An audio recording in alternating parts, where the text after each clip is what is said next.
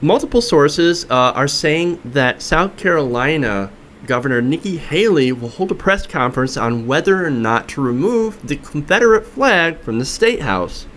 Now, according to an article here in the Charleston paper, political insiders expect Governor Nikki Haley to call for the removal of this flag during a press conference that, by the time you hear this, may have already gone down. According to Fitz News, it was not immediately clear if she would call for the flag to come down or for it to be addressed in next year's legislative session. See, the way that it kind of works in South Carolina is that you actually have to have 2/3 majority of both chambers to actually remove this flag. So they have put legislative hurdles in the way of removing this flag from their state house. Now, earlier statements said that no, she would not remove the flag. During a debate, gubernatorial debate, Democratic candidate Vincent Shaheen actually called on this flag, started this discussion by calling for the Confederate flag to be ripped down and moved to a museum where it belongs. He says, quote, "I think the people of South Carolina are tired of having an image across America that's not truly who we are. Everyone should rally together under a flag that unites us all, the American flag that looks towards the future and not the past." Now, as for Nikki Haley, Governor Haley, she said, yeah, it's kind of a sensitive issue. What I can tell you is that over the last 3.5 years, I spent my day, and get this, it's not an important issue to the CEOs, to the donors. And you'll see why from this. I spent a lot of my days on the phones with CEOs recruiting jobs to the state. I can honestly say I have not had one conversation with a single CEO about the Confederate flag. Meaning that if it's not important to my donors, and she gives a lot away here, it's not really important to me. Yeah. Yeah, I saw a couple people post that on Facebook, and they said that speaks volumes. It does. That she's saying it's not an issue because the CEO and the rich do not have a problem with it. But, yeah, I mean, I think she's kind of backpedaling from a lot of that because people exposed how just absolute nonsense her initial statements were, because they were. I mean the heritage thing, it's ridiculous at this point. There's no excuse for it. Look, that flag, the only way it saw its resurgence was because it was adopted by the KKK. It started flying in the State House in the first place as a response in protest to the desegregation of schools. That's why it started there in, I think it was 1961. So, yes, it has a blatant connection to racism, even aside from the fact that the flag in the first place was to try to preserve slavery. Even casting that aside even, it still is engulfed in racism. Saying that the Confederate flag has nothing to do with racism is like saying rain has nothing to do with things being wet. It doesn't make any sense at all.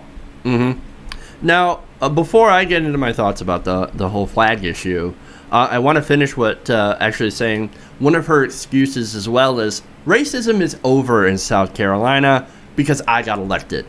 Oh, how ridiculous is that? No, she said,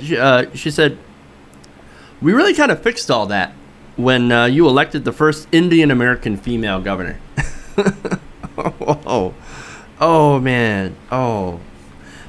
So one of her opponents, there was a libertarian, Steve French. He said, look, this is an individual liberty issue when it comes to the flag. So if you want to paint your house with the Confederate flag, go ahead. I'm fine with that. However, he has said that he's spoken to entrepreneurs who refused to move to South Carolina because it was perceived as a backwards good old boy network in the state. And that flag, he said, I think represents a lot of division in the state, and we need to be coming together. And so, you know, I get that, and I understand the idea that this is an individual liberty issue. If you want to pay, look, if you want to post it on the back of your truck, if you want to put it on your license plate next to your truck nuts, great, fine. At least we know what kind of person you are, right? Right. But this issue, as you pointed out in the video earlier on that I watched, this is public property. This is the state house. This is taxpayer fund. This is the state sending a message to the people living in the state that this is what we stand for.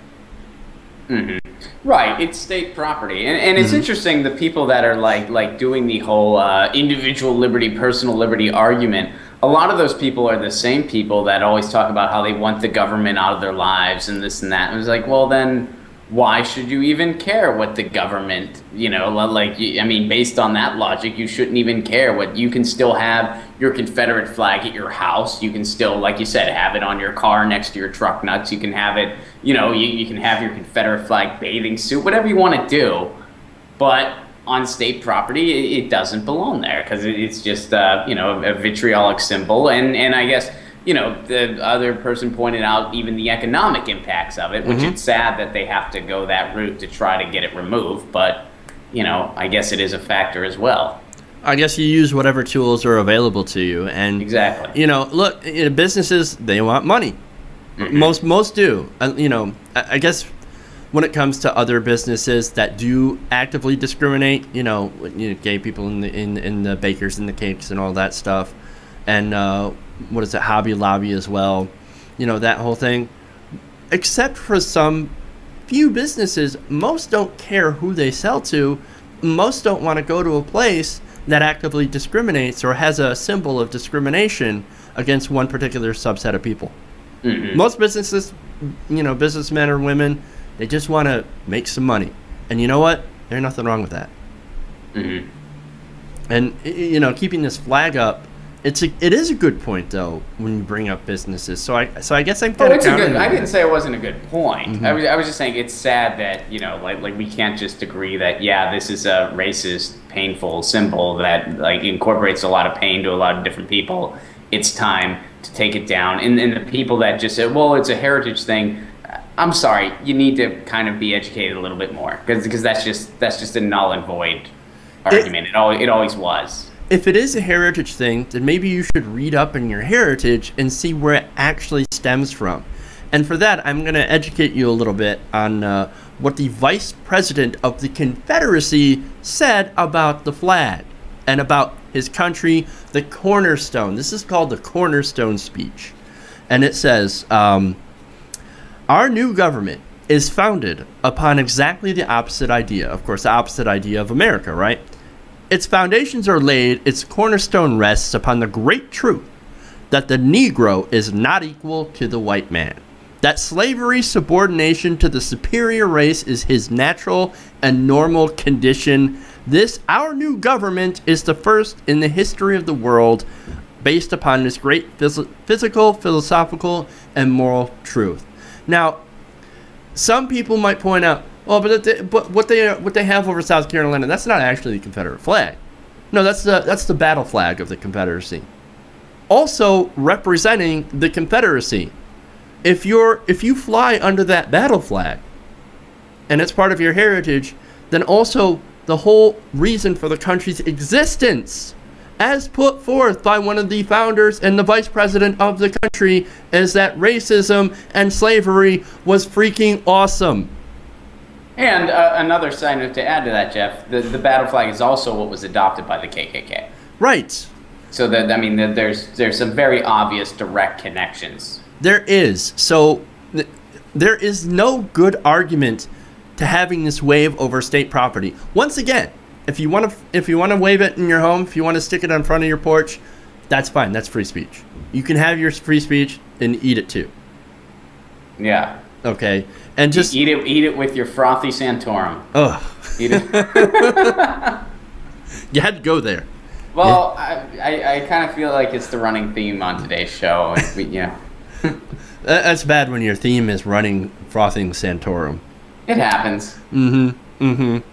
So, and look, we're not the only, libs aren't the only people that are calling for this flag to be taken down and put in the museum where it belongs. It does belong in a museum because it does have a cultural significance. I think the cultural significance that it shows how backwards we were back then and how much further we have to go today. A reminder of that stark racism and slavery that we condoned back in those days. It should be a stark reminder of how inhumane we treated our fellow human beings. But I'm not the only one, and liberals aren't the only one that are calling for this. Senator Bob Corker called for the Confederate flag to come down.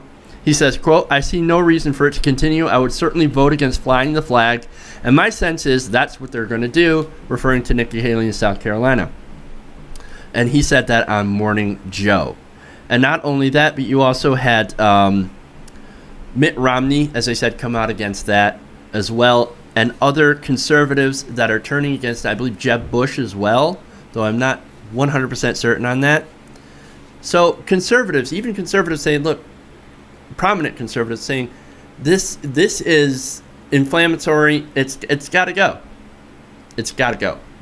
Well, I think it's something people have passively accepted for too long, and now finally, in response to the horrific tragedy in Charleston, people are finally saying enough is enough. Mm-hmm. You know, like this is it's time. It's time to evolve. It's time to recognize something for what it is and not try to put a bow on it, as so many people have done. And some are still doing, but I mean, those fringe groups are really dwindling in numbers. People are recognizing it for the symbol that it is, and it does not belong, on a state house. It just doesn't. Never did. Mm-hmm.